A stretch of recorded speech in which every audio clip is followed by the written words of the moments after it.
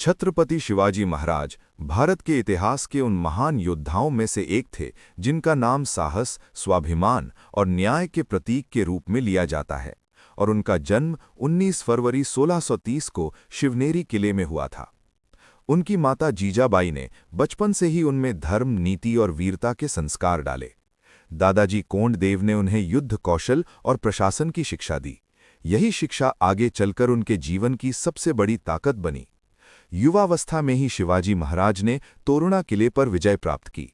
ये उनकी पहली बड़ी सफलता थी। इसके बाद उन्होंने एक एक करके कई किलों को अपने अधिकार में लिया और मराठा साम्राज्य की नींव मजबूत की। उनकी युद्ध नीति गनीमी कावा, जिसे गुरिल्ला युद्ध कहा जाता है, बहुत प्रसिद्ध थी।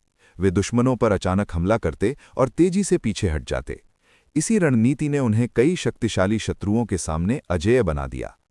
शिवाजी महाराज केवल एक महान योद्धा ही नहीं, बल्कि एक कुशल प्रशासक भी थे। उन्होंने अपने राज्य में न्याय और समानता की नीति अपनाई।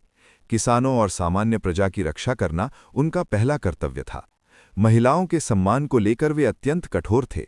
उन्होंने आदेश दिया था कि युद्ध के दौरान किसी भी महिला या निर्दोष व्यक्ति को हानि न पहुंचाई जाए। उनके शासन में धर्म के आधार पर कोई भेदभाव नहीं था। वे सभी धर्मों का सम्मान करते थे। 1674 में रायगढ़ किले में उनका भव्य राज्याभिषेक हुआ और वे छत्रपति की उपाधि से सम्मानित हुए। ये केवल एक राजा का राज्याभिषेक नहीं था, बल्कि स्वराज्य के सपने की विजय थी। उनके नेतृत्व में मराठा साम्राज्य तेजी से बढ़ा और लोगों के मन में स्वतंत्रता की भावना जागृत हुई। इस चित्र में दिखाई दे रही उनकी तलवार केवल युद्ध का प्रतीक नहीं है, बल्कि न्याय और आत्मसम्मान का प्रतीक है। उनके चेहरे की दृढ़ता ये बताती है कि वे किसी भी परिस्थिति में अपने सिद्धांतों से पीछे हटने वाले नहीं थे।